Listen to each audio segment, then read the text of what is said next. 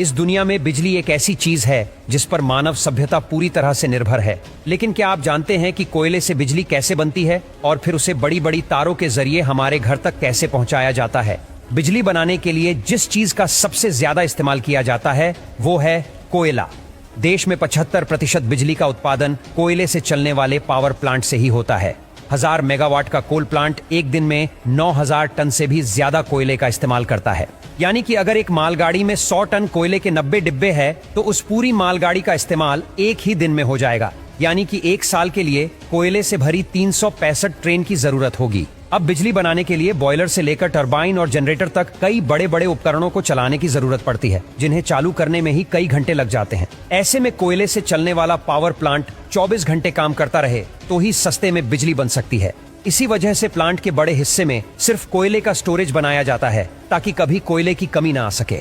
जब मालगाड़ियां power plants के बेशकीमती खजाने यानी कोयले को लेकर प्लांट में पहुंचती है, तो एक एक करके सभी डिब्बों को अलग किया जाता है और पानी के फव्वारे के नीचे से गुजारा जाता है, जिससे कोयला थोड़ा गीला हो जाता है, ताकि जब आगे डिब्बों को पलटने की बारी आए तो डस्ट ना उड़े। अब गीले कोयले वाले उन सभी डिब्बों को बारी बारी से एक निर्धारित जगह पर लाया जाता है, जहां एक मशीन उन्हें उठाकर पूरा ही पलट देती है, जिससे उन डिब्बों का सारा कोयला कोल यार्ड में नीचे लगातार घूम रहे कन्वेयर बेल्ट पर गिरता रहता है।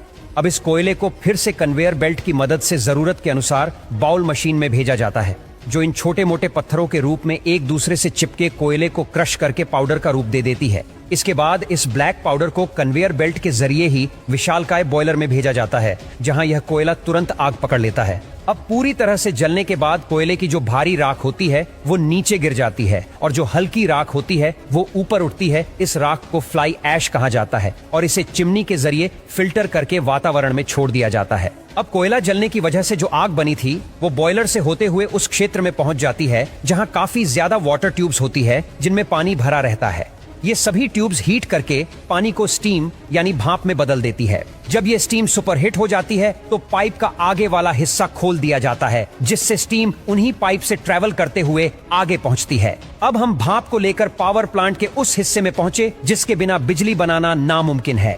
जी हाँ, हम बात कर रहे हैं टरबाइन की, जो पाइप से निकली स्टीम यानी हाई प्रेशर वेपर की मार खाते हुए तेजी से घूमने लगती है। अब टरबाइन के घूमने की वजह से एक हाई मैकेनिकल एनर्जी जनरेट होती है, जिसे तुरंत एक बड़े जनरेटर में भेजा जाता है और इसी मैकेनिकल पावर की वजह से उस जनरेटर की मैग्नेटिक फील्ड डिस्टर्ब हो जाती है और उनमें इलेक्ट्रिसिटी जनरेट होने लगती है।